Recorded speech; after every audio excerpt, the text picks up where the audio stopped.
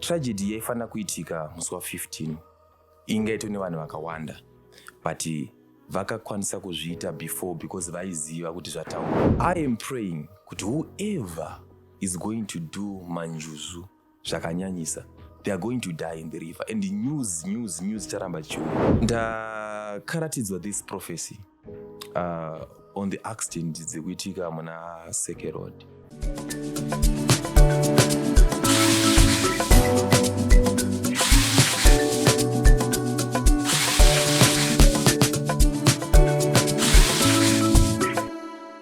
Mufaro wedu kuva nemi pachirongwa My Story.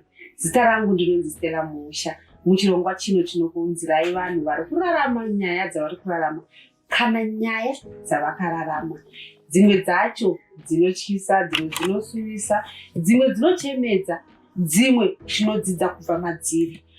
Nhasi uno pachirongwa My Story ndina a young prophet Walter Tatenda Amon.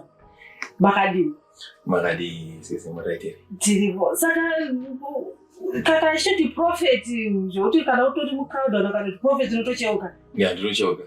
Ndinocheuka zvakanyanyisa. Kuva prophet uku kwakauya sei wari makore mangani?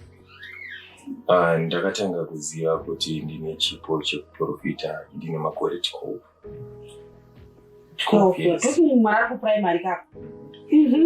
12 years ndobva ndakatanga kuziva, but semwana mudiki unenge usitoziva zvinorevei because waigona tokataura chinhu kumunhu chaigona kunge chichizoitika kana zvakatomboitika, uyezve waigona kutongoona kuti pane zvimwe zvinhu zvinenge zvakamboitika panapa wozoona kuti hachicha chatoitika but wakutonga wambozvinodhara. So I was confused kuti chii chikuitika. Saka tichifamba nenguva takazosvika panguva yekuti takazoziva kuti takadanwa chokwadi mushure mekunge vatumwa vamwe vaMwari taura vatumwa vaMwari, vanhu vaMwari, men of God, apostles vandaisangana navo ndosvika panzwa kuti there's a calling of God on you, there's a calling of God on you, but taimbotiza until ndazongoona kuti apa ndikaramba ndichitiza apa ndoita kwachiona ndikanyura. Kana uchiti waimbotiza waitiza zvichitswai? Alright, ndiri munhu wekuti ndaifarira nyika kudarika zvinhu zvese. I couldn't pray. Dzimwe nguva ndaitotazaenda kuchechi panenda vamwe but ndaida Mwari zvakanyanyisa. Saka ndaisvika pekuti ndaikoshesa zvinhu zvenyika more than zvinhu zvaMwari.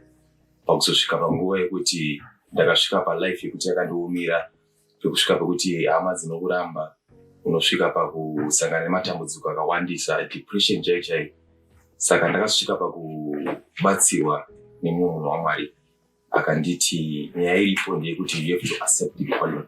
Then I accepted the calling. Ndopakatanga kufamba basa raMwari. We are going to get into that. We are talking about depression kuramba nehama. Ngatimboona wakakurira kupi, wakazvarirwa kupi, ukakurira kupi? Okay. Inini ndakazvarirwa kuGlenora A. Ndaigara namama nababa vangu.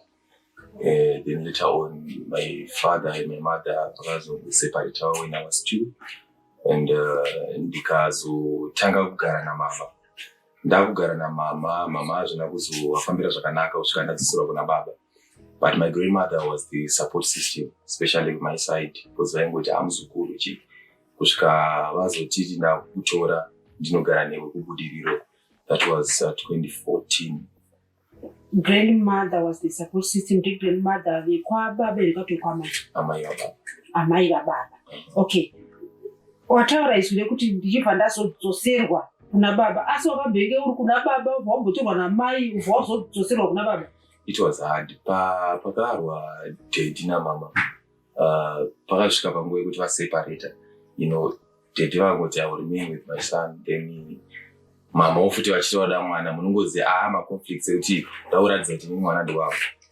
Pazoenda koti vanhu vachirwisana vachiita sei. Then court decided kuti I have to live na mama because I was a minor. Yeah. Asi baba vakabhenge vamborambira newe. Mai wazonyorwisa nemakoti ndokupiwa kwakaita mwana. Wakanga wani makore mangani ipapo? Did you understand those things? I thought it was 2005. Ndanga ndine 5 years. Okay. Saka waizvinzwisisa here kuti vanhu vari kundirwira ava ende kazhinji kacho kana uri mukomana kana kuti musikana kana wakura ukanzi ari kurwirwa uri kuti vanhu vari kundida iwe that time zvaifamba sei uri mwana baba vari kuti aiwa ndiri kumuda mai vari kuti aiwa ndiri kumuda wakazvinzwisisa here izvozvo kuti iye zvinezvi you look back and say but nguva iyaiya zvakaitika zvazvika panguva yacho ndaingofunga kuti tirongoendo pane zviri kugadziriswa tichotiwo mama vachadzoka kumba since vakandisiya netways ndatongofunga mama vachaita sei vachadzoka tiyo pazotaurwa decision yekuti ndafanira kugara namama and munoziva kuti mwana mudiki unongochiona kalife kaugara kwamujara nekalife katakugara kwamama since mama was not going kubasa and stuff so zvakazotanga kundi affect andakugara navo toona kuti panapa things are changing to a point yekuti ndaishaya chikoro ndanda kupfeka mainform akabva because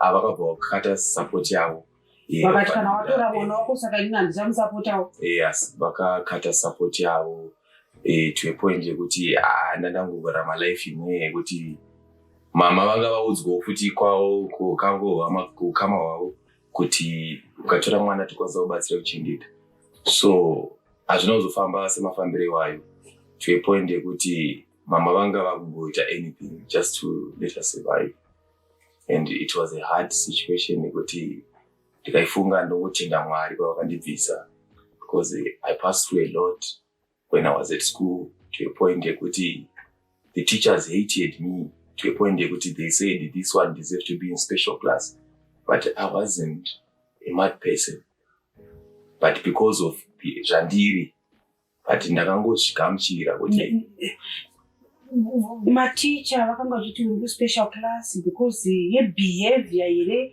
kana nekuda kwokushaya kwawakanga uchiita vakaona kunge wakakodzera kupinda muspecial class nyaya yekushaya because muklasi manga ndiri manga muri paitwa zvemaya zvekuti 2A chienda ku-A, B, C, D, E so A yanga iri vanhu vanogo so ende inini wacho ndaiaffectwa pakuti mabhuku nechini chindaizvishayiwa saka ndakatombonzi ngaendeswe ku-E medium ku-E vakati hazviite tokuende zvakazi ngaende special class because inini pakagara mwana inini ndaisatolookable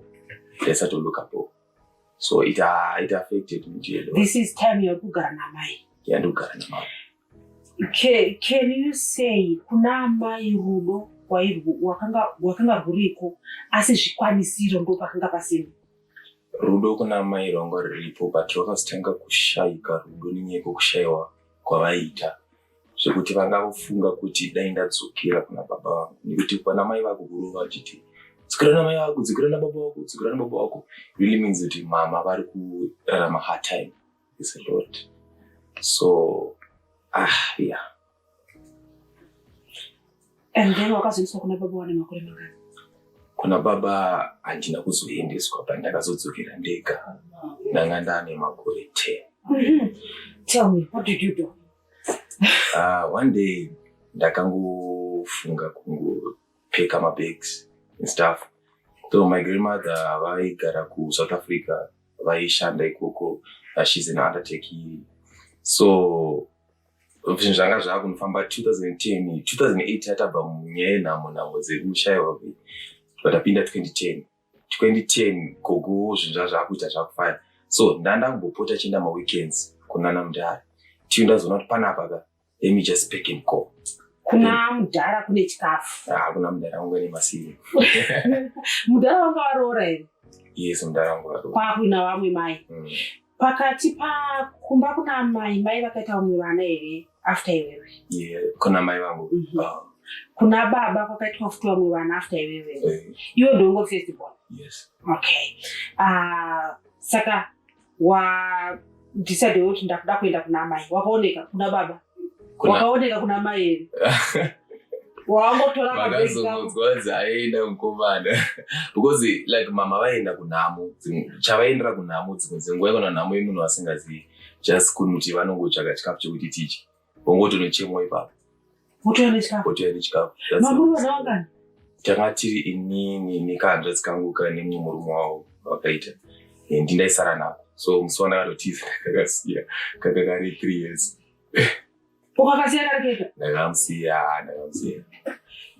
Tell me kuti mai vaitenda kunhamu dzevanhu vasingazivi saka vaitoti vakapuwa chikafu vochengetawo nacho vaigona kutongoenda pane nhamo yekuchemwa ende votongonomira ipapo. My mom became a drunkard because of the situation yange ichirarama, saka she ended up doing anything just to let us survive. And chandakaona pavari ndechekuti ndimai vane shungu, ndimai vane rudo. Kwaive kushaya asi kuda vanavo vaivada.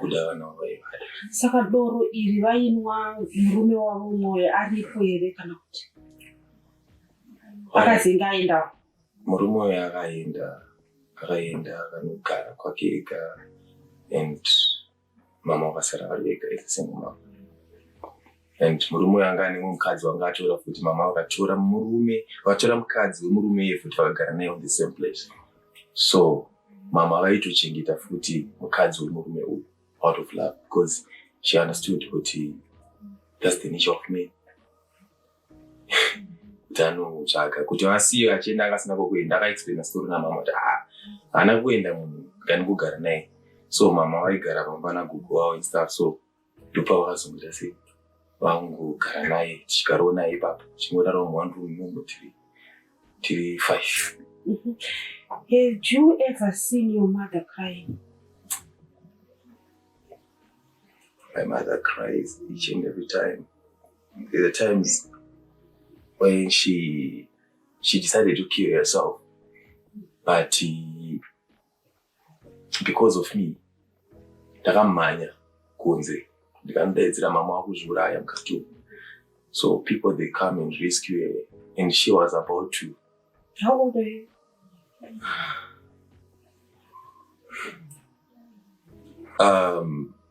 It happens in 2008.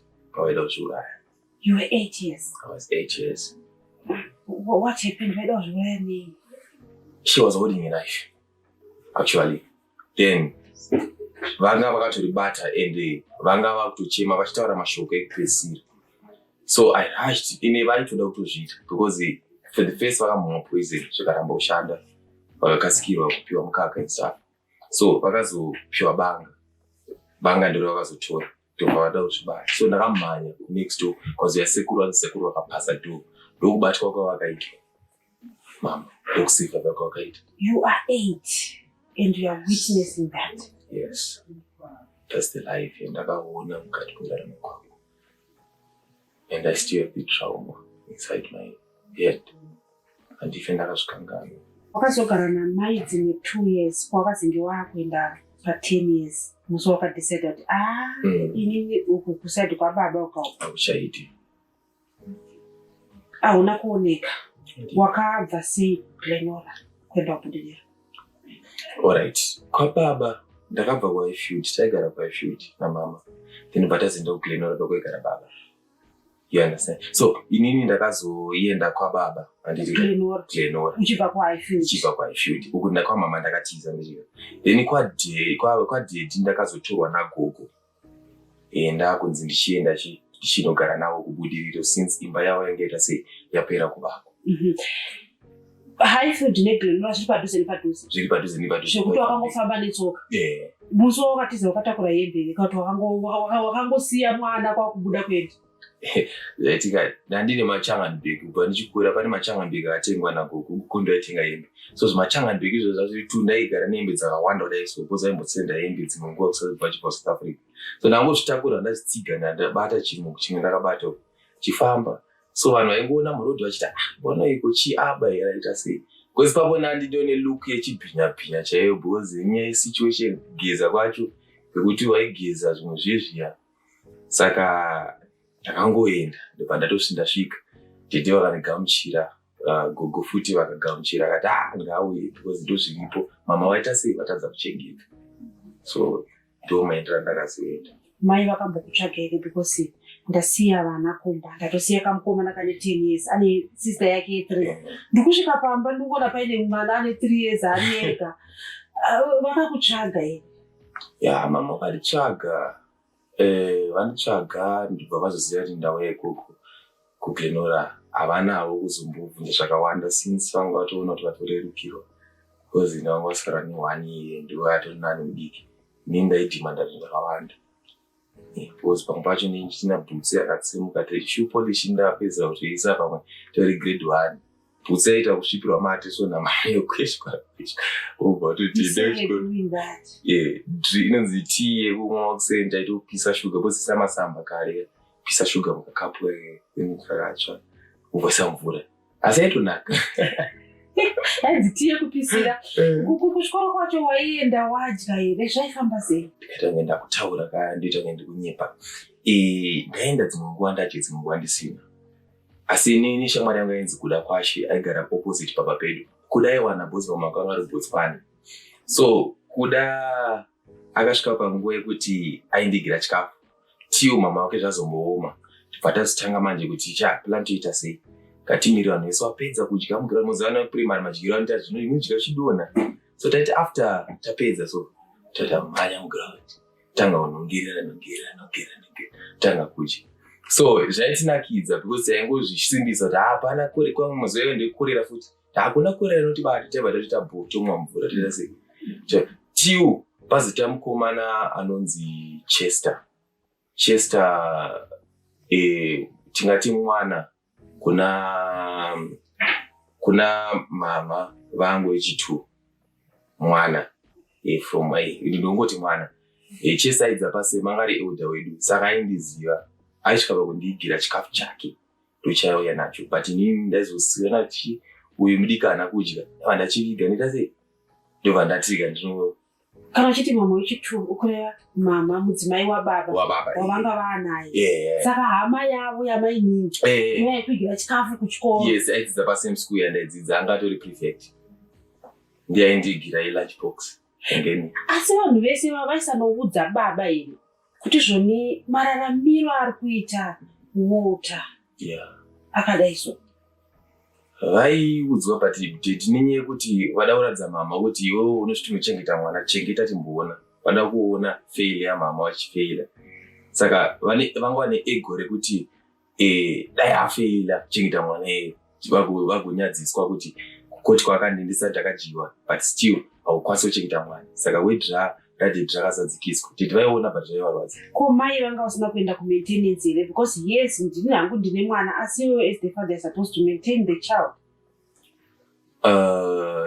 At that time my father was not working and nyaya iri kuti gogo was the support system in everything saka hapana kwavaiclaima maintenance.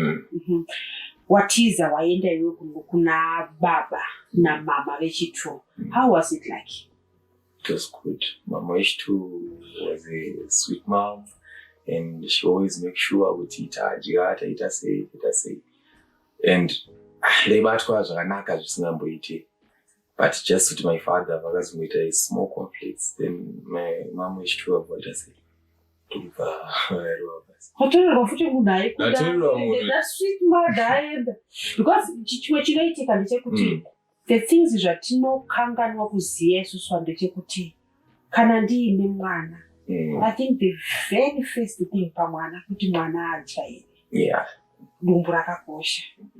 So when you were with Maya the sweetness is coming from vaikufida ndandatosimba ndatone matama zvinhu zvaitofaya but ndara but even now totongo experience of kuti zvakafambwa namudhara but maybe it's a generational pattern but we pray against it. Okay, mai vadiki vari kukuchengeta uri kuwana something wakambofunga here kandito sister kako remember pawaiigirwa chikafu na who's this guy? The guy Chester. Waifunga mwana kumba. Now watiza kuna mai kwa kuziva kuti hakuna chekudya endo wasiya kandito sister waana mai nini wakamboita here mukana wekuti maybe you'd sneak out nechawatuwa kuenda kunopa your sister. Ndakasvika panguva yekusneak out dedi vanga umwepo zvimadola zvimachi so ndaigona ngokurosera novandaenda chindaitobhanga chikoro ndinoona mama nalegistisi. When there's a situation and ndasiya vara inomira mushe vanhu vanovasiyira dhola kufara kuita sei votenga zvanotenga ndodzoka ndazobvunza kuti dhola raenda kupi saka ndaigara naarohwa manje unoshandisa mari watenga chii lazini mukomonana nemusikanzi wakafuti saka ndaimbodzokera ndichitiza. Mairohwa nei? Ndarauna mama wangu airohwa zvekutoti ininика shamuchendo yemwe yakaita kuti ndizomboita kanini kozi ndairohwawo ngenyoka yapinda mumba. Charaingonototi achirohwa enda kuna mai vako uyu mama wako avemburodha enda kuna baba wako, so I was confused. So enda kupi pane pekuti waimbofungira kuti saka vana vanondida vacho ndiani uya kundiro achienda kuna baba wako uyo ndirowo nditienda kuna mai vako? Gari point yekuti ndakafunga ndienda mstreet because ndanga ndaona kuti panapa life yandokurarama is2 ndikamufunga ndienda mstreet ndikazongodzorwa nevamwe vandaitamba navo kuti life mstreet pane kuno kuti vana maisamba vachitaura kuti vana mstreet anangoti life yasiyamo. Wakazotorwa nambuya wavana makore mangani? Mbuya vakazonditora ndaane 14 years. Saka kwamai wakambogara nababa usvika pa5 ukadzokwa kuna mai, ukagara namai sva wane 10, ukatorwa nambuya ukarogwa nababa wari kubva pa10 kusvika pa14 years, ukatorwa nambuya. Izvozvo zvakakuita munhu akaita sei? Urikutanga kuchinjanwa maoko, uri kuna baba waenda kuna mai, wadzorwa kuna baba, wazove kuna mbuya. Zvakandidhemeja pachikoro because ndakasarira zvakanyanyisa because ndainyanya chitenderera and ndaitransfer zvakanyanya chikoro. Ndakambodza pachiringa rusvingo grenora number 7 ndaingochinja chikoro, zvakandiafecta pachikoro. Zviri zvekurarama handingati zvakandiafecta because ndo zvazviripo, but pachikoro hamwe handikunyepa, zvakandiafecta zvekuti ndakasvika pakudzokorodzwa kuenda grade 6 ndafanira kuenda grade 7 ndikadzokiswa grade 6. Handazomboita shungu nechikoro. Wataura nyaya yekuti mbuya vaishanda kuSouth. Saka pavakakutora iwe wane 14 years vakanga vachiri kuendere kuSouth kana kuti vaienda kuSouth waisara nani? Mbuya vakazonditora 2014 vangu vadzoka kuSouth, vakadzoka 2013 ndobva vatanga kusenza kuVictoria Falls. Victoria Falls vaisenza ikoko, so vakazouya varetire 2014 ndobva vakati ndakuda kugara ndobva ndagara navo varetire. Baba uku vakanga vasisina mudzimai, that's mother vaenda. Saka mbuya achibva ndichindipa ichi ndizukuru ndo kwavazonogara kubudirira. Saka kuHighfield kwavakanga kuina mai, kuGlenora kwakuina baba, budiriro yanga ina mbuya. Iko zvino zvekugara kupi? Kugara kubudiriro ikoko kunako. Yes. Iye zvinezvi like you said kuti unonzi Prophet Walter, kukudeedza kwataita iye zvinezvi you are coming after nyaya yemadzimai vaviri vakafa kubhindura vaita zvemanjusu. Asi pane podcast yawakaenda iwe uchitaura kuti inini ndaratidzwa musi wa15 August pafa vanhu vari kuita zvemanjusu. Saka tingati 15 August tichiri kumutarisira here kuti zvichaitika futi kana kuti zvatoitika izvi ndo zvatoitika 15 August zvinhu zvekuti makutona macho zvisaitika? 15 August akusina chaitika nenhau yekuti chataurwa pamweya chikaonekwa panyama vanhu vanokasika kuchinja, like zvakaita Jona akaprofita kuti Nineveh in 40 years ichange yaparara, asi vanhu vakakasika kutendeuka haina kuzoparadzwa Nineveh. Saka vanhu vakaona Jona vakatanga kutaura kuti you are fake. So tragedy yaifanira kuitika musi wa15 ingaitwe nevanhu vakawanda, but vakakwanisa kuzviita before because vaiziva kuti zvataurwa. So zvakafanira kunzi iwe uda kurumwa nembwa, hapana pauchamhanya kuenda kunembwa yacho. Saka vakadzora madate ndobva vatanga kuita zvinhu zvavo kumashure, of which ava madzibaba ava vanotine vanhu vavo vakawanda vavanotoshandira. I hope kuti havana kuvaitawo imwe information, but munhu agara anotozviita, but because of this incident vamwe vakatosara. I'm talking spiritually, havana kundiudza, but spiritually there were about 8, but pakaenda vakaenda vakazomira 2 unenzwisisa. So mukatarisa the location yacho it's Bindura, ende vanowanzozvitira muna Mazowe. So muna Mazowe umo vakaziva kuti mataurwa nemunhu waMwari kuti mune zvichaitika. So patone conflict ipapo between madzibaba and me, which means kuti uku Mazowe ukava vachitokwanisa kuenda, and no one is going to go to Mazowe kunoita marichozi manjuzi because anything can happen. But as for the 15, nothing is going to happen. Nekuti zvakatoitika. And people are waiting for the news because vanhu vanobelieve kuti date randataura ndiroro, because podcast yandakaenda ndavandataura kuti I will quit as a prophet. Actually, I didn't mean it because the interview was like an interrogation, honestly. So it was an interrogation. If zvikasaitika unoita say I'm not God.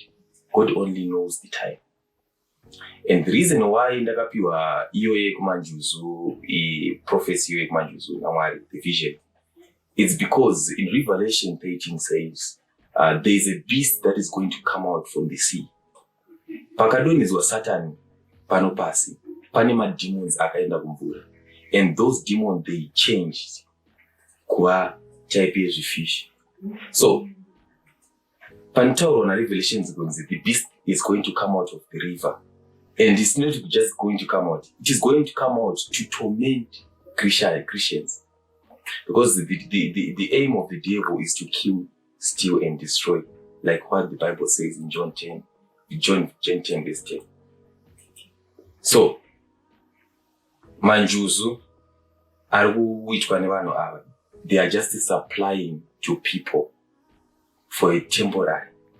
It's not permanent. Just to confuse people kuti vasadzokere pamberi paMwari. So vamwe vanoti hakuna njuzu ndezvekunyepa, vamwe voti aiwa njuzu dziriko, vamwe voti hadzioneki, vamwe voti imimi semuprofita waMwari njuzu dziriko. Njuzu dziriko. These are demons. Because the devil akakwanisa kusara nesimba yekuti anokwanisa kuchinja kuita in the spirit, kuita a spirit or a human being. Zvichireva kuti njuzu zvinhu zvakagadzirwa naSatani, zvisina kugadzirwa naMwari. These are fallen angels. Saka zviya zvaenzi nevanhu vekudhara, munhu akaenda akatorwa nenjuzu anodzoka an'anga, zvaitoreko zvesho. It's true. Munhu akatorwa nenjuzu, njuzu haigare mumvura chaimo chaimo. Njuzu inogara mubako. I visited kingdom yemanjuzu spiritually. Then I saw a throne iripo, and there is it's like makambona madisplay anochengeterwa zvinhu, makapu madesign akanaka. It's like a display. There are stars, like stars, the glory of people inside the ocean. So the aim of manjuzu is to lure people. Because why chinzi vanhu vanoita zvemanjuzu kazhinji kacho vanhu kuti vanoita zvechifambi kazhinji. Vamwe vacho vanoita zvemanjuzu vanoita zvekupira vachimwa duro vachiita sei. So imhiko yavanenge vachitoita iyoyo. So mhiko iyoyo is like the devil is providing finance to you and itodaita mari nemanjuzu. But iwewe uri kutumwa kunotora stars dzevanhu. But iwewe unenge watosela your soul to the devil because ukubvuma kutumwa naSatan. So you are against God. Which means manjuzu is there to take the star of people. Vanochengeta pasi. So that panguva yaunenge uchingotatarika zvinenge zvakatikitwa pasi. Munhu atori nomwe anenge atorerwa star yake. Anenge atorerwa star yake. How do they do this? Okay. Pane maways akawanda. Sometimes they check through sexual intercourse. Sometimes they check through kumukutarisa. Sometimes they can even greet you. So, pakaoneka Satan akaona kuti it's very easy to check a star yemunhu, especially using sexual intercourse, because sexual intercourse before marriage is a sin to God. Because zvakatonyorwa mubhaibheri kuti murume nemukadzi vachange vari vese, vacharara vese, kana vachinoita sei vabatanidza nyama imwe chete. So, but the moment waunoita chivi, that's the moment wakuvhura magetsi ekuti Satan apinde pauri. So the lady waunorara naye, lese muda kutaura kuti kune varume vari kutorwa mastar, because probably zvinyanyoitika kuvarume kutorwa master. Moment yaunorara with the lady, that the moment yaunotorwa star yako, and the guilty feeling yaunofila after sex kuti hapana pandizvonaita is wrong, wavhura magetsi and Satan akupinda nemachannels ese kutora your star and your potential. Saka you feel empty after everything. So vane system yekuti vakadana nemunhu vakakudza kuti it's over physically and also spiritually it's over, which means that everything that you have is over. Saka their supply anamanjuzu iripo pakuti munhu weyawarara naye anovapa mari, and also munhu iyararwa naye futi star yatoenda spiritually yatopasi pemvura. Saka you left uri empty. Zvichida kuti kune anamanjuzu vanotopfuma nazvo. Yes. And tikutora nyaya yeanamanjuzu vakadzi, asi tikunzwa kuti unanzi kuna anamanjuzu varume. Yeah, anamanjuzu variko varume nowadays. Those anamanjuzu varume, we can say they are the giants. They are there to protect the women who do manjuzu. How do they protect? They give an influence like kunoti doro. Anomaona kuti pane vanhu vekuti vanomwa doro zvexcessive zvekuti unoshaya kuti munhu ari kuitei, madues achifamba, madues achiflow. So munhu iye kazhinji anenge akasela his soul to the devil, which means that azvipa kuti ini handikwanise kureva kuti ini handikwanise kuzvara. Vazhinji vanoita manjuzu varume muatarisise, most of them they don't have kids. Iro izwi rekuti manjuzu izvi ratanga kuuya yezvinezvi kare kese hazvaivepi, nekuti nyaya yekunzi kune njuzu dzinotora vanhu kubva kare nakare dzakadziriko. Asi iri kuzouya tichinzi manjuzu zvatanga yezvinezvi patakatanga kunzwa kuti vanhu vanenge vachiita zvinhu zvekuti vanongopfeka zvewaiti zvese vachienda kumapata anonzi all white ende vanochena. Inini dzimwe nguva pane pamwe ndakatochitozvifambira ndozvachiti machembere pakadii ende wese is because vaona vhudzi rangu nemhotsi. And zvakabva kupi? Because tikuzviona zvauya iye zvinezvi kunzi anamanjuzu, and zviri muno muZimbabwe chete here kana kuti kune dzimwe nyika zviri kwasi zvine rimwe zita? Zvakatangira overseas, zvakatangira kunze kwenyika. Vanhu vakauya nezvemanjuzu vanhu vanga vatobva kunze. There is a mermaid anotozviti I'm a mermaid. Ndakambomuona kawanda. Tisina kukwanisa kunge tichiwirirana spiritually, even physical, because spirit yake ikatsamwa, even physical haanenge ado kundicrash. That lady, she came from overseas, kanyika island kakabva. Akauya nethat trend. And because we are living in the end time days, and zvimwe zvakanyorwa kunzi the beast shall going to come out from the sea, it's now happening right now, which means we are now at the end days. Saka tine zvakawanda zvatichaona zvichinge zvichiitika. Chakazoita kuti atrende manjuzu aya zvairiko vaitochita kudhara, but chakazonyanya kutrenda is because of isusu rechidika va2K tiri kuda zvinhu zvakanyanyisa. So we end up doing anything kuti saka that's the trend yakazobuda kuti because of ama2K now there's social media ndokuzara kwakazonzi manjuzu. Unonzvisa? Ando zvagara zvaitoitwa kudhara, and that woman akaintroduce izvozvo akauya muno muZimbabwe, then she introduced amanjuzu and akaita zvaakaita marituals akaita. Most people vakakopawo vakati zvinoitwa so zvafana bhaibheri utangochiziva utodzidziswa utangodzidzisa vamwe uchitoenda. That's the same way nanamanjuzu. Saka ndiri kuda kunzwisisa ini pawati prophecy yawakanga wakapa uya wakapiwa yekuti musi wa15 August pachafa vanhu vakawanda kana vaenda kuna masovidium. Prophecy iyoyo have been fulfilled nezvaitika izvi. Yes, it is already fulfilled. Zvichireva kuti navo vasununguka here kuenda kunoita avo sezvo zvaitwa fulfilled. Masovidium hakuna chichaitwa ikoko. Ko kune dzimwe because like ava vakazofira kuna Nyaure Rifa havana kuenda kuna masovidium. Saka vachanzwa interview iyoyi whatever the prophecy have been fulfilled. Yes. Kuti vati hausisi vamwe vachafa mumashure kuti vachatera vachipa. Nekuti voregerawo kuenda kumasovidium Wendo kune rimwe waterboard vachaona votoita havo mabira avo nechichi. I'm afraid to say this, but let me say it. My assignment as a man of God, I was ordained by God to fight against that cult.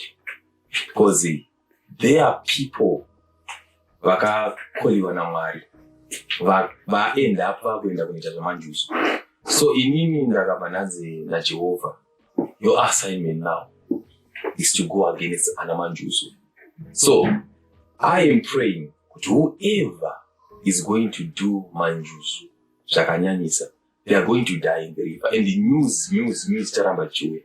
And I'm not happy kuti vari kufa, but I want total repentance to those who are doing manjusu. Let them repent now, or else they will continue dying.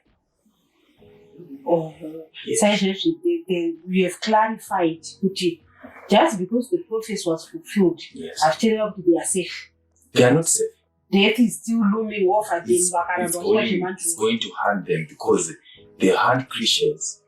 So they took the stars. We need those stars back. And we are not going to stop praying until they release the glory of men inside the oceans, inside the rivers. Yes.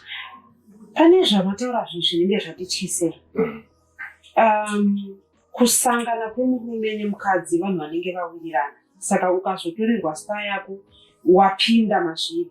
But you talked about kuti kana vakangokutarisa kuti vakakumhoresa, saka how safe are people? Okay. Because munzira tofamba tichitarisana, munzira tofamba tichimhoresana, saka how do I know kuti ndimanjusu achatora star yangu? Okay, anamanjusu, they usually work with the third eye. The third eye is the spiritual eye which attracts things. When manjusu say, I want you, so you can totally respect the authority. So it took a man with wisdom and discernment and also grace of God because I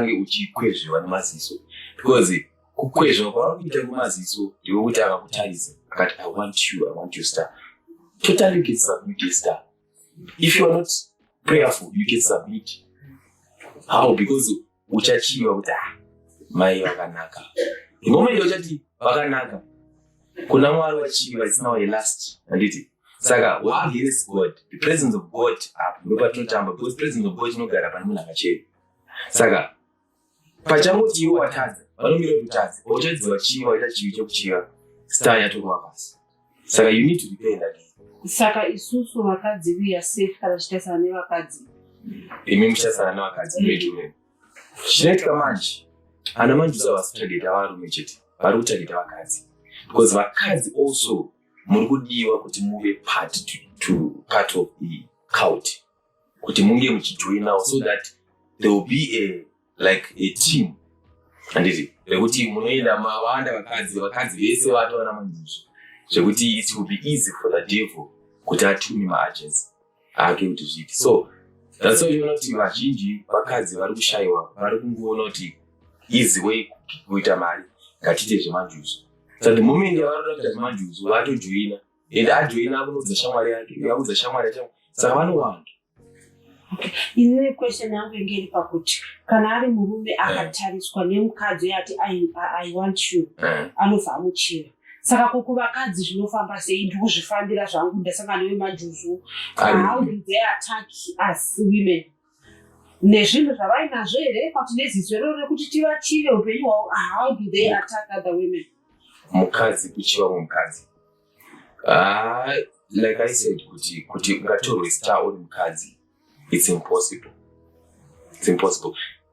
Ndoda kuudzisa muBhaibheri, I usually love kutaura ndichienda mascriptures. Samson, strength yake yanga iri mvudzi. And the only person akakwanisa kudiscover strength yemairi, it was Delilah. Adam, chakaita kuti azopepuka, it was Eve. Unizwisisa? I'm not saying that women are bad. No, I'm not saying, because Mwari vataura chakwambatsiri uye mubatsiri akakwana. And God knows kuti hakuna kunaka kuti munagara women are special to us, but Jehovah akaona kuti women are weak. Akashandisa weakness yevakadzi pakuti akwanise kuluwa vanhurume, because munhurume sei akakosha nendaya yekuti munhurume ndiye anogadzira generation. He is the one, because one murume anogona kuti create a generation of vakadzi kana 5. It can happen. So munhurume is a target because munhu ari blessed anozvara vanhu vari blessed. So vanotageta munhu ari blessed iye anoda kutageta kuti asazounzi another generation. Saka women yourself panyaya yekunzi munotorwa masters, because iwewo mukadzi mbabvu yangu ndo iri pauri, you're working because of my mbabvu. Saka it's very rare kunzi mukadzi anzi atorwa star, no, because mukadzi anofanira kunge atone mubatsiri wake anova murume. Ameno ndajekesa. Saka to some extent maybe vakadzi we a bit safe. Saka vakadzi vanozojoin namanjuzu, how they are recruited, inyaya yekuti vanenge vachiva zvavari kuona kana vakadzi vemanjuzu here. Mukadzi wemanjuzu anogisa. Mukadzi wemanjuzu, njuzu haidi tsvina patelayo. Njuzu haidi tsvina. Ende njuzu ine hasha. I've worked mubasa mangu randinoitawo. Ndosangana navo kazhinji, handizive kuti sei zvakafamba zvakadaro. Vanouya and munhu ane manjuzu akatsama, distraction will come, honestly, distraction. There's a time when ndakatsamurwa nemunhu wemanjuzu and I started experiencing distraction. I said, what is going on? I prayed. Say, this girl akaridza tsama.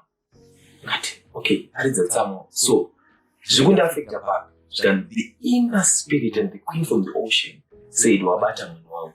So you're going to chase your flesh. Then I started praying. Tiundazimitsana nemunhu iye. Ndokuseparate patakaita. What distraction came to you? Ufumi waitwa destroyed here? Is it your spiritual being? What distraction came to you? Ufumi wakatanga kuitwa destroyed and pakatanga kutsvagudzwa nyaya dzakatanga kugadzirirwa. Izvi noti unogona kungopomerwa nyaya yekunzi chazo zvakawanda zvinotaurika zvekuti unoona kuti me as a man of God nyaya ndiri kupomerwa here. Handifaniri kunge ndichipomerwa nyaya yandau. Yakaisina vakadzi here mukati yavaipomerwa. Yakaina vakadzi mukati. Iwe usina chawaita. Ndisina. You understand? Ndisina. So chiripo kuti makatarisa most men of God in Zimbabwe vazhinji vakabatwa nyaya dzevakadzi dzimwe dzerepi. Asi vanenge vasina here. Vamwewo vanenge vazviita. Tiri varume. Okay, let's talk about that. Muri varume vauya vakadzi vakageza, because from what you're saying is vakadzi vemanjuzu vanogeza. Saka zvinoti vanochivika. Vanochivika. Is that why there's this trend yekunzi vakadzi vacho vanenge vada kutsvuka stereki? Yes, but kutsvuka uku manje ndekwekuti munhu kune manjuzu akutengerwa. Handiti ekuti iwo unzi une manjuzu asaumadi. Ukaenda kune machembero vanokwanisa kumabvisa manjuzu avo maisa pane munhu unosara usina. Anouya sei manjuzu? Ini kuzvifambira hangu manjuzu acho anouya sei pandiri? Ini handisi kuada. This is like a spirit. Handiti ekuti iwewe une destiny yawako, une grace dzawako naMwari dzekuti unozvitsvako mari. That thing is a scam, honestly. It's a scam. It's a scam. Ipabuda iso ndekuti iwewe une star yawakapiwa naMwari. So that star yaunayo semukadzi, vana manjuzu aya vanokasika kuiona isati yaonekwa nevanhu vaMwari. Yebve yanzi une manjuzu ari pauri. Chavari kuda kungoshandisa that star iri pauri ipapo vonoichinjidza yogadzirwa yava part of manjuzu. Wobva watangonzi mune manjuzu ari pauri makutotanga kugezwa nemukaka. Kugezwa kwamukutova it's a ritual. And the ritual iyoyo iripo pakuti kugezwa kwakuitwa you are submitting yourself. Church chinobhabhatidza vanhu isusu. Ikoko vakutoshandiswa mvura vakasvikopa kwatiri. Because kubhabhatidzwa kutenda kuti inini mwana waMwari zvachose. Uye ndogamuchira kuti Jesu ndiye Ishe muponesi wangu. That's the same. So you are submitting to the rivers instead of submitting to God. So they will start using you. And your star as well. That's all not vanhu vanozonzi vazvara.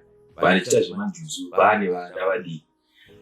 vazhinji vacho makatarisa, they are not married, they are single mothers, most of them. Why? Because Jews haitenderi kuti ugare nemurume kana kuti ugare nemukadzi. Sei zvidaro? Because ivo vanoti kuti tikipe culture yedu igare iri safe, we don't need a third person who give you a spiritual husband or a spiritual wife. Ndokusaka kune ma-spiritual husband nema-spiritual wife. It is coming from that culture maJews. Ngatimbodzokera apa pamata tiri varume, zvichireva kuti muri kuti here dzimwe nguva sevanhu vaMwari munombokurirwawo nekuchiva vakadzi vanenge vauya, saka zvichizouya distraction kuvanhu vaMwari. Tinokurirwa. Pakukurirwa apa pane chinhu one chakanzi naMwari handikwanisi kuti ndikufundise unless if you flee tiza chivi chebonde. Hachina chekuti wavharwa rumu kuti hanzi in the name of Jesus I command you to stop. You have to run. You have to run. Ini makambokurirwawo here. Inini, like I'm a photographer. Ndobasa rimwe randoita. Ndosangana nezvakawanda. Ndakasangana nemiedzo yekuti munhu anosvika pakukura hembe kuti ndiri kuda mapicture. Apa yokuona kuti homwe yakasveteka namari. You know, as a man, like I said, nyama yozvaitongona. Yoenda apo kuti but chandofarira ndechekuti Mwari vanotumira nhume inogona kusvika inokadoo. Then I'll open the door. Ndokusevhwa kwandoita. Asi vamwe varume havasevhwe semasevhuro andoitwa.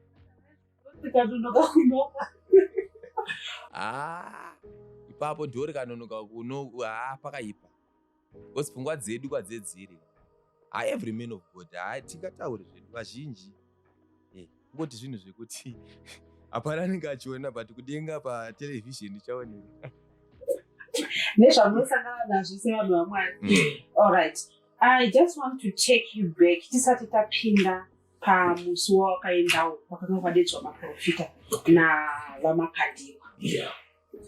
Wati iwewe wakatanga izvi uine 12 years. Pa12 years ungorugara nababa. Ukati ndikambotiza kuzosvika ndanyatsokuudzwa kunzi tora chipo ichi chiri mamuri. Kutiza kunosiyana siyana. Joseph paakatiza akatobuda murumu maive nemukadzi waPotifa. Iwe waitiza uchiitei? Pane zvekuti lero tukaloka bheki kuti ini paipa ndandisingade kuita ndakaita izvi nezvizvi zvakazoita kuti ndizodzoka kuzoti ini ndakuda kushandira Mwari. From 2018 pakafa babo. Because of depression and also because of kutya kuti ndasara ndandega. Ndasara nagogo. Ndakasvika pasizini yekuti ndakatanga kumaduru ende ndaidhakwa ndichiita zvese zvandaingoita but mukudhakwa imomo ndaigona kuti ndakadhakwa ndine vakomana navo ndoti varaidu ngatinamati chitama kutonamata takadhakwa zvinomira zvidhakwa inopera here chinamata then bva tazoenda for a movie ratakaenda chinoshuta like I'm in the industry of filming. Taenda noshuta movie roro ndakangotanga kuti ngatinamate because pamba ipapo pataitira painzi panoita zvezvigure. Then we started praying.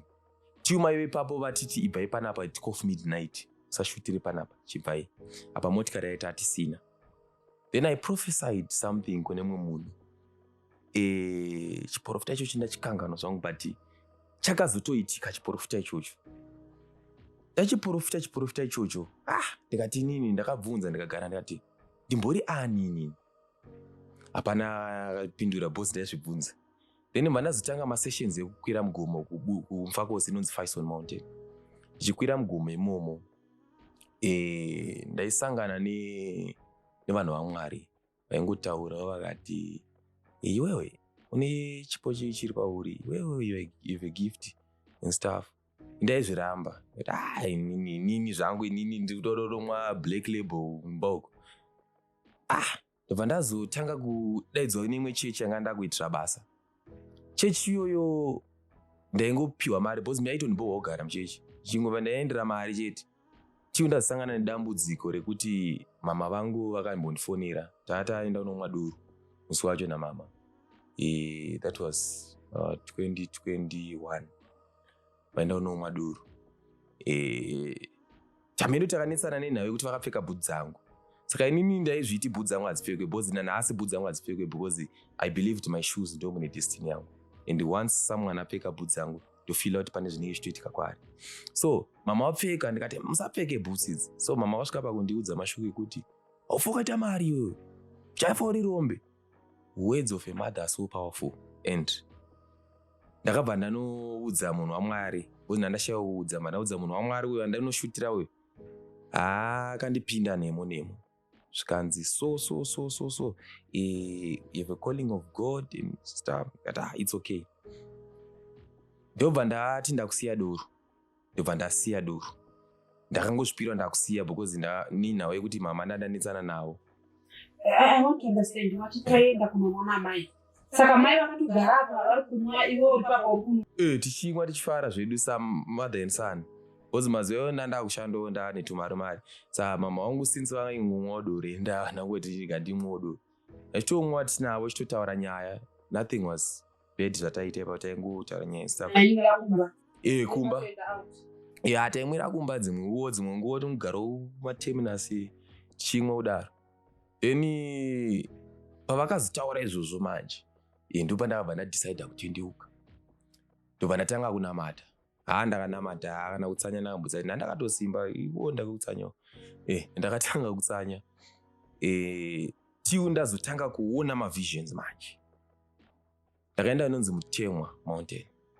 Mutemwa Mountain, there was an angel that came mutende rangu. Ndakarara. Then I received a power. Simba rimwe ranga ndinaro rekuti ndaizviudza kuti if makandipa munhu akafa ndogona kumutsa. Ndozvandaizviudza because ndaifila kuti I can. And because of faith as well, ndakabva ndati ndakufanira sei ndakufana kudzokera kumba. Pandadzokera kumba.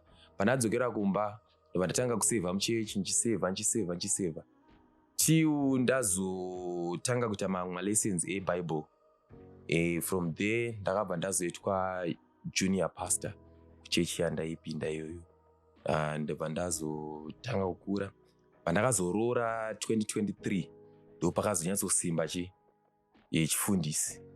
Ndakutozotanga kutoprofita kunamatira vanhu and other things. Ndo pakatanga kufamba zvinhu. That takes us pamakaenda pamakandiwa.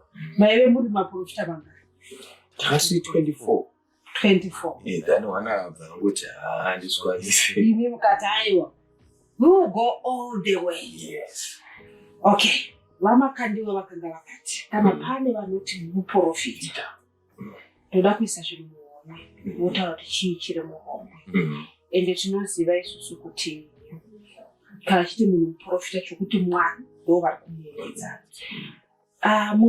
Maybe you can just clarify to us kuti chii chakaitika kuti Mwari wamunonamata you have that power yavuri kuchimimi.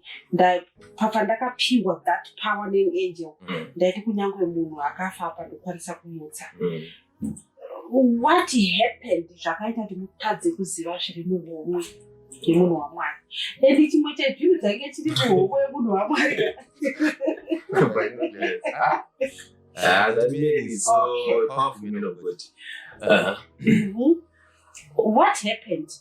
Chii Mwari vakakusiya here mukatadza kuona. What happened? Talk to us. Ndakati zuva ravakaanaunza kuti kana pane anozviti anoona ndoda kuti auye. Inini nenyaya yekutrusta, inini ndotrusta Mwari whether ndafaila or ndagona. Faith yandinayo imwe yekuti is very very dangerous. Ndakaenda mugomo ndikatodza adzimai vangu ndikati shamwari ndichidzoka kubva ku1 million tunosvika chinotenga imba kuAspindale. Mama wako da watengera akwa na mama wangu da watengera akwa. Ndibva ndaenda ndanonamata mugomo. Ndichonamata bva kuya vamwe vana 4 so vandawaprofita. Ndikati Mwari nemandiratidzira kuti vanhu atanga kuona nhasi futi ava ndavaprofita, which means kuti mangwana pandiri kuenda uko ndinonoona. So chakandakaendera chaicho ka ndaida mari ndaitoida. And because Mwari anotaura kuti I can provide in many ways, Then I said, with my faith, with my gift, let me go. Makabvunza here Mwari kuti Mwari zvimoko zvidaviro ndizviite. Ipapo ndakaita nharo naMwari manje papo. Because ndichitoenda ndichoti zuva racho ndauda kutoenda racho. My wife akangonditi madu kusiyana nazvo.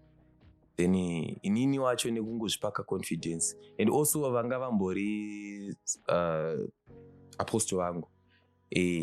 Vanga vatogara vato like vaitoona zvinhu before sazvaitika kuti uyu ndauda kudai ipapo vanga vasipo vangoenda out of the country. So ndakangoita nharo ndobva ndaita seimba ndaenda vandinotora kombi yangu pacharge officer vandapindira ndobva ndapinda stepi kakuzvibiga kuti aiwa I'm a son of God, my God will never leave me nor forsake me, chizviudza mauyu.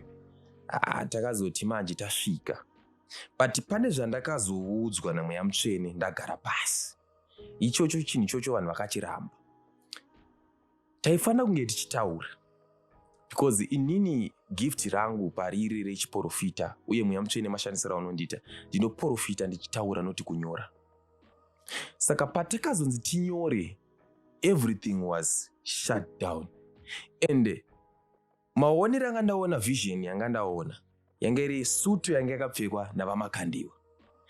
Makandiwa ndobva vataiwa. Inini noti sutu yandakapfeka, sutu yandiri kuti muprofita nezvayo yamufanira kunge iri apa yakaukirwa apa.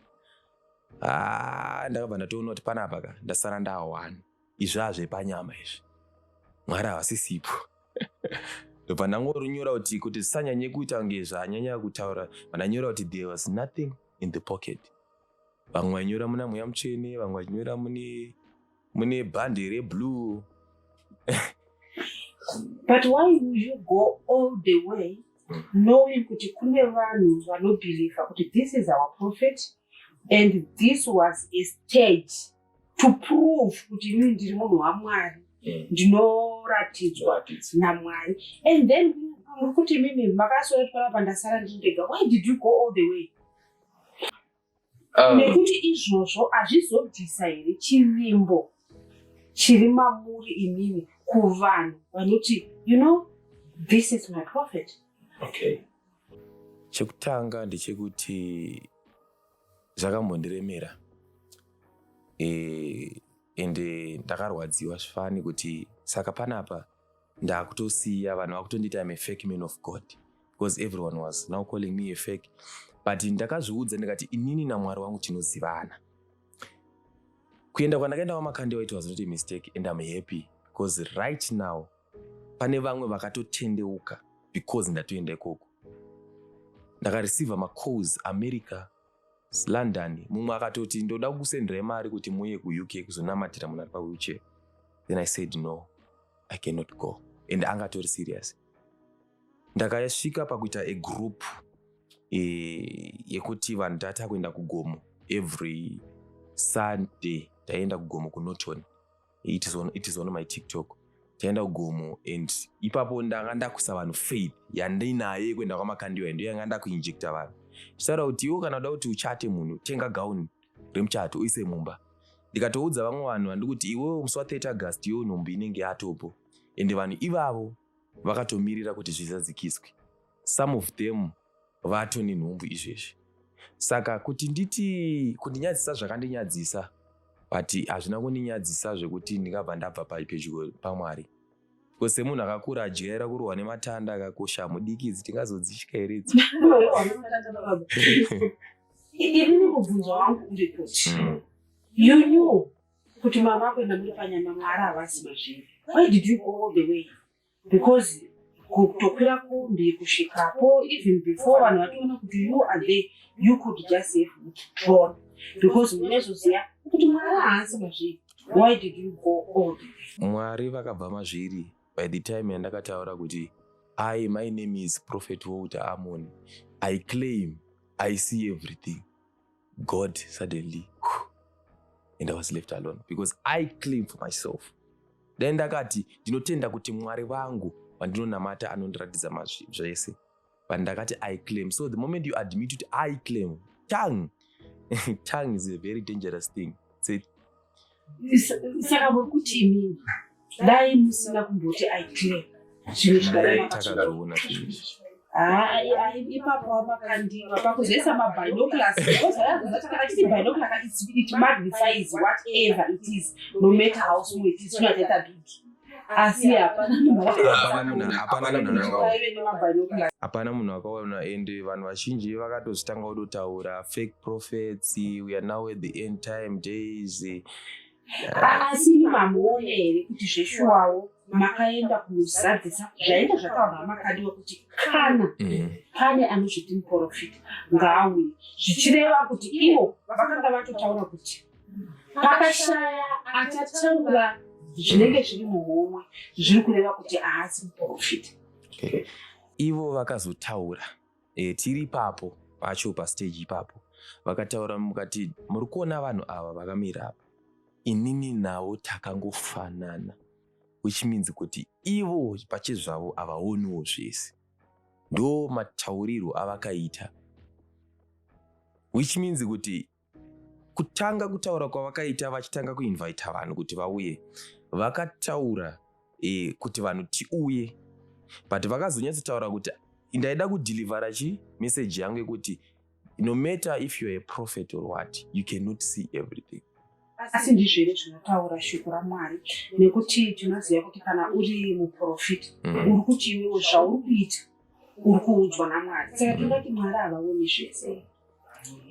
Mwari vanoratidza munhu accordingly, which means kuti inini ndine zvinhu zvekuti Mwari vanondiratidza according to my heart, kuti inini ndinotya kusvika papi uye ndamachiwa kusvika papi.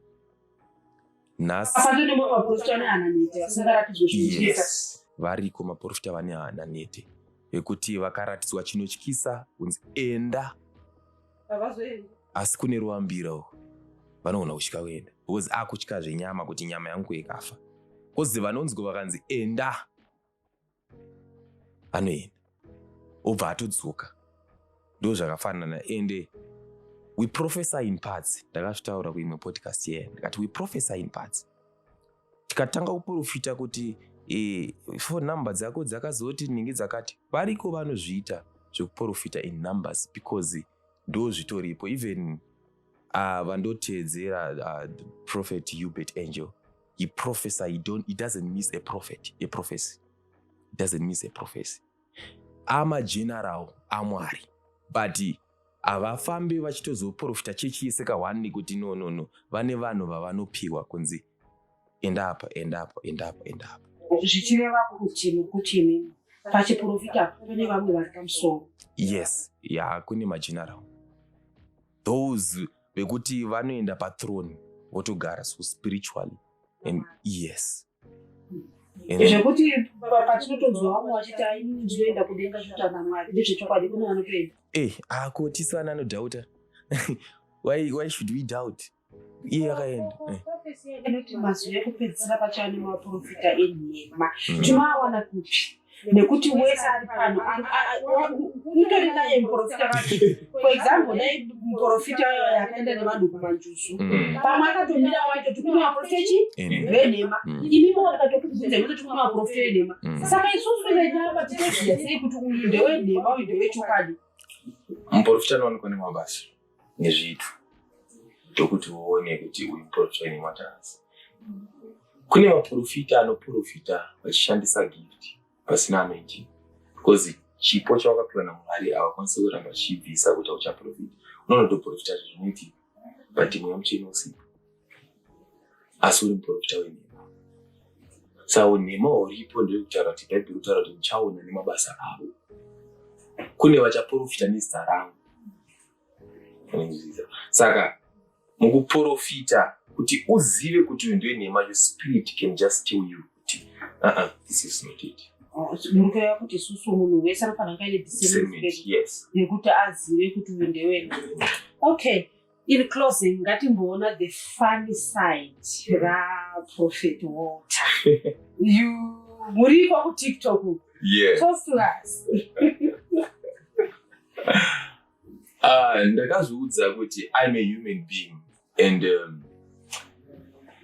I have to be happy always. Instead yekuti ndikada kukuratidze holiness kada kuratidze holiness kuti pese pane ndingoti spiritually ndinopedzisira ndisisina vanhu vandotamba nawo uye ndandizofarawo mazuva angu ekurarama.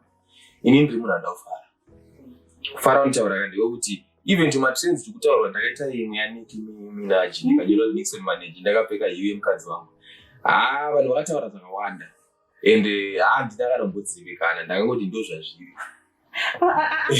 Asi Prophet Walter ndikuti Prophet Walter nekuti matimi munonzi Prophet Walter. Yes. Ndiri mwana wasangano kuti chikwenyu muprofita akubuda akapfeka hiyo yadziva yake ari pamusoro pemabuckets ari kuita challenge yaNicki Minaj. Zvakasiyana nekuti ndinokisa mudzimai wangu ndiri pamberi pechechi.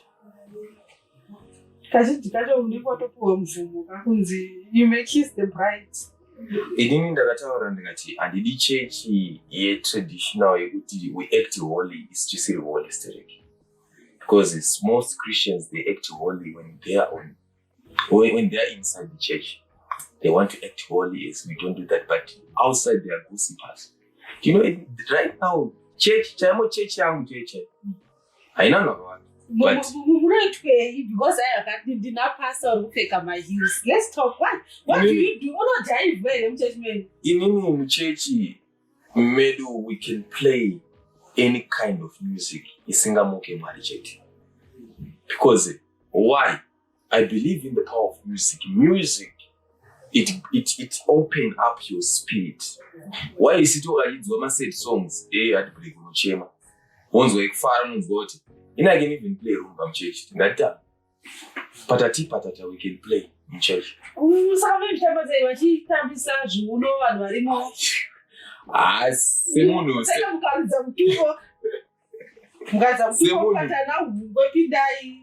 Yes.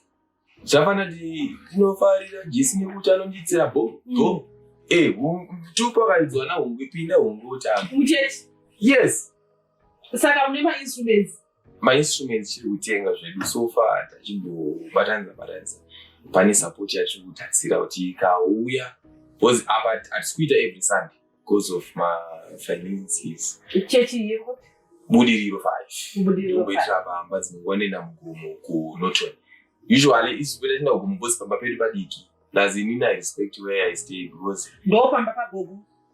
Kana kupinde kumwewo. Gogo wangu ane dzimbawo dzawo saka takazopiwa imwe kuti tigare panowapapi. Ndo pamuri kuitira church. You talked kuti baba vakafa with 18 years. Mai vachiripo. Are you still helping your mother financially? How is she doing now? Yeah, I'm helping her. I'm trying my best. Is she remarried? Yes, she remarried. Okay. And how is our little sister? The one you abandoned, I Datone mzukuru atone kamwana. Okay. Yes. She's all grown up now. She's all grown up and she's a loving sister and I love her. And api mashoko amungade kutaura angai mashoko echenjedzo kana kuti maybe zvatitori muno mune prophecy yamungade kutopa vanhu yamaratidzwawo. Okay.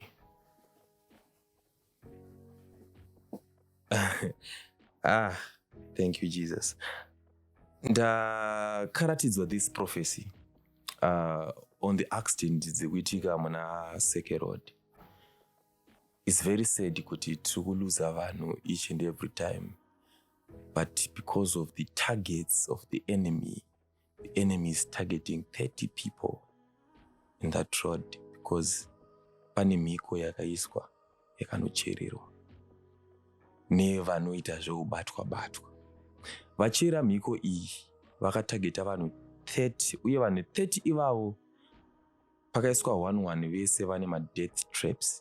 Which means kuti if you are bored mukombi yemunhu ari on a row yekufa, it is going to take more than 30 people.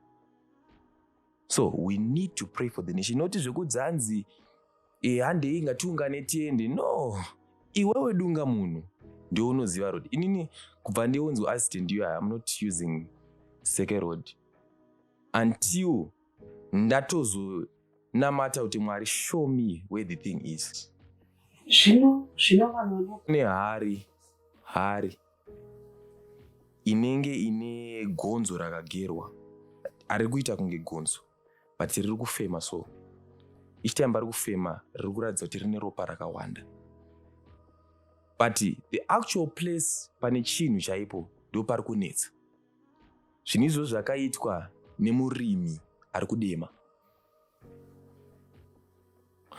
The reason ndeyekuti the more blood, the more finance is going to come there, and most of the products, vegetables and other stuff, it is going to come from the farm. And I know people, they are not going to believe, but dauti mukaunte starting from today, right now we almost 20 vanhu ava. Vamwe vacho pamwe vatorekodwa muma-TV, but those people vanogona kutosvika 30 vachitopfuura, asi target is 30. Once they reach 30 zvatopera, asi ropa riri kuchema mukati merodi, zvekuti dai zvaibvira senyika tambovhara rodi iwe, but it is impossible because it is the route yekuenda kwakasiyana siyana. Saka takushanda nenyasha. Okay, muri kuti mimi pane hari yakachererwa mune chinhu mahari ende chiri kudetsa ndechekuti iri paki. Why is it God dzinonguva events telling you as a prophet kuti enda unochera hari iri papa? Hari iyi taiona, asi kuti tinoichera yakuda kuti ndisimbe pamweya, nekuti inini pachezvangu ndikaenda ndikanoti nhasi ndaifukunura ndauya nayo, chichaitika ndechekuti ndichasetera generation yangu zvisina kumira zvakanaka, because kune vachafaita kuti iwewe wakanokanganisa mhiko yedu. It's like ngozi yandanoti aise yandakunotora. Maona zvinoita ngozi zvezvo zvekuti inotora vanhu nevakana wauraya munhu unotanga kutorerwa vanhu and other things. Saka I said I don't want fights with other spirits. Let me just pray for people kuti vachengetedzwe. Zvino kana hari iyo isina kuti destroyed, what then happens? And also mashure mataranya yekuti you recognize others as my generals when it comes to my prophets.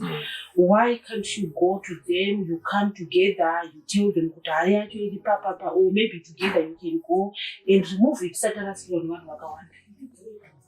I received a mentorship from my prophet Hubert Angel. Natanga na church call last weeks ago. Then I received this mentorship and I prayed with it. And there is a call that I received from someone. It says, it's time for restoration. Then I asked the person, what restoration? Then anaundipindura. Ndazonyatsofunga ndega ndikati no. Restoration is going to take place. And on the 30th of August, you will never hear kuti anything chatika Munaseke Road. And there's no any accident that is going to happen after the 30th of August. No accident is going to happen in Seke Road. And I'm planning to go there anytime. I'm going there in Seke Road and I'm going to do my prayer and anoint the road. And Asi Buhari yamusunebata tinoibata spiritually, because for me to go and take it pairi is dangerous. It's dangerous. Because ndikada kuenda physical, zvakafanana nekuenda pasi pebridge, unosvika unopinda uchinyatsotsvake wakamira pai, because vakaisa vakatoisawo kwekuti havaisada any disturbance and vakatoisa zvine kaungwaro. Asi tinoziva kuti hakuna simba rinopfuura simba raMwari. And you talked about kuti dzinonguva unenge usina kusimba spiritually, but I said you recognize other vanhu vaMwari as generals vanotosvika vachigara vachitaura naMwari. You get this prophecy and you talk kunana Hubert Angel, amakandiwa makatombotara nawo musiwo. Why not seek audience navo? Because like izvi tinoziva kuti kune church, kuna vanotobva muno muHarare vachienda kuchechi inopfuura naSeke Road ichienda kuToruse. Why not sit down together nevamunoziva vane simbawo moenda sezvo muti pane hari? Because susuka tinotoendawo takutotya. Seke ndakutotya hari yamataura. The Bible says fear not. But kanda inoda kudzidziswa zvehari yati mari kubatana maenda kunodzidzisa hari. imimi simba renyu ramuinaro Mwari vari kushandisai motsvaga mageneral moenda mosvika mobvisa hari and destroy the kingdom of the devil because nesimba raMwari hakuna chinotikurira. The Bible says put all the whole armor of God. And ndichiri pakupfekedzwa nhumbi dzekurwa nadzo. Once ndapedza kupfeka nhumbi dzekurwa nadzo augo.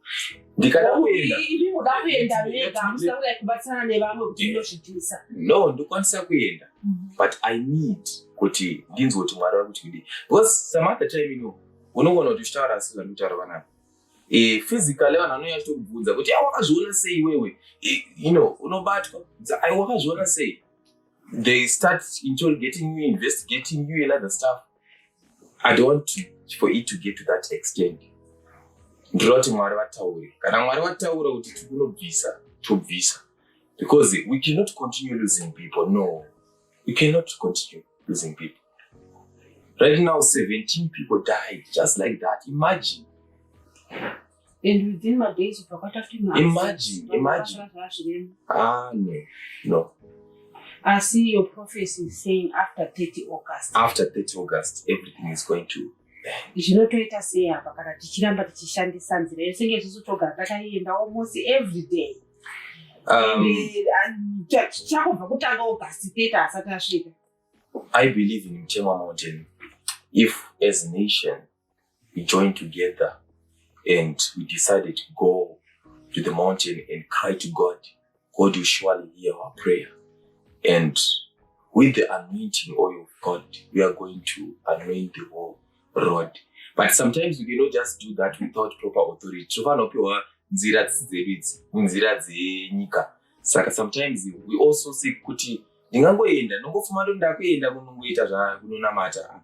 I need an authority kubva kuvakuru. Permission kuti mukwanise kuita anointing the road. But you can pray for it. Ende kunzi nasi ndabvumirwa kunzi ndiende kuna anointa road. I can assure you kuti tinogona kutosvika 30 August pasina kana munhu afa. Munaseke road.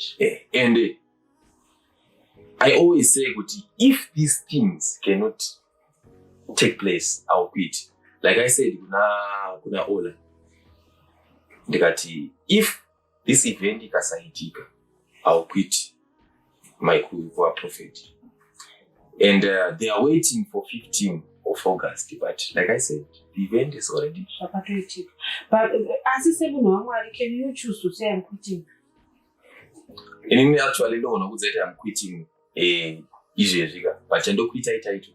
Yekuti amfema kandoona pa TikTok ndakanyanza prophet wouta but kuna Mwari ndinge ndichitoita zvebasa raMwari. You pa social media. Asi kuramba mchita basa raMwari mune muchi. Okay. Mukukurukura nemitaona childhood yairwadza kudaro. Yeah. Tinoona kuti kusiyana kwevabereki. Ivo vanoita umwe upenyu asi zvinoaffecta vana zvakanyanya.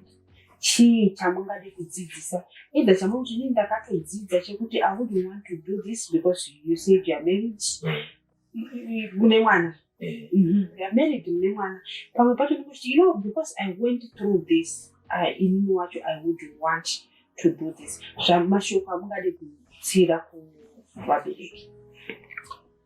Vabereki toda kungotaura kuti kunyange zvawo mwanorwadza sei vana ngavakugara with both parents because zviri kuzokonzeresa kuti tive netrauma yekuti mwana anotadza kukura mune zvakanaka uye mwana anogona kukura asina chiratidziro yekuti mumwe mubereki paanobva it's like a balancing mhingi yekuti mumwe akatsika uku kusina kubalansa chinodonhera one side. So mubereki ngatidzidze kutaurirana uye madzimai especially madzimai ndokumbirisawo ngatizvise pasi pevarume nekuti ndaa yekuti isusu varume tiri pwere pandiri kutaura tiri pwere ndiri kutaura kuti vakadzi vanokasika kumachoye nekufunga than varume. Saka ukaikwidza voice rako murume anoona kunge wazvitonga kuzere ungewo nyangwe unenge uri correct. Saka ipapo ndo panotangira tumaconflicts nenharo ozopedzisira yatozhuva pakutorwa vanhu. Saka ngatidzidze kutaurirana. Nyangwe murume ukambata ari panzvimbo isina kufanira, chimbotarisiswa kuti chaita kuti aende ikoko chii. Nekuti inini handingangofume ndichiti ndakuenda kuna Abigail kana Michelle. Pane chandipusha, chandaona chasina kufarira pauri, kuti ndikuudze chinhu ichocho unotsama. Prophet, you have to come to studio mutiudze kuti chinopusha munhu kuti aende chicha asingakwanise kuita resolve. Nekuti munhu wese, kunyange nhasi uno munhu akanzi aba, ane reason to steal. Yes. Munhu akanzi abatwa negirlfriend ane reason to do that. Saka tikapembedza nyaya yemareasons ka, when we act, it's not because of what the other person has done. We act because of us. Nekuti you said. Yes. Varume, haukwanise kuti in the name of Jesus utora mukadzi asina kupfeka apa. Unotiza. Saka, iwewe what you do after someone else has done something is very important. Haungati ndachiita nekuti ndingaita, because no one is perfect. Saka papa dzidzo zvabatipa, I think ndabatisisa pekuti vabereki ngativei tinovaka marriage yedu kuti vana vakure vaina baba naamai, nekuti kuparadzana kwavo kunoafekta mwana vana vanenge vari pakati. Toda kutendai nekuva nesu nasuno mustudio, uye tinovimba kuti muchanamata nekushanda profesi yamataura, nekuti kufirwa nehama zvatiri kuita kunge muma-accidents zvinhu zvakaoma, zvinhu zvinorwadza. Iko zvinhu zvatarisana neholiday kuuya, nekuti tinotoziva kuti vanhu vazhinji vanenge vachiti ndine 4 days ndingaende kubasa, rega ndimbosvika kumusha. Vazhinji vanenge vachitravela. Saka zvinhu zvatiri kuramba tichingonamatira kuti Mwari vatinzwe kuti tisarasikirwe neupenyu. Tinokutendai nekuva nesu pachirongwa My Story. Ndofunga nhasi mavanzwa Prophet Walter vataura kuti ivo kunyange kuchechi kwavo inonakidza. Ivo vacho muprofita anonakidza.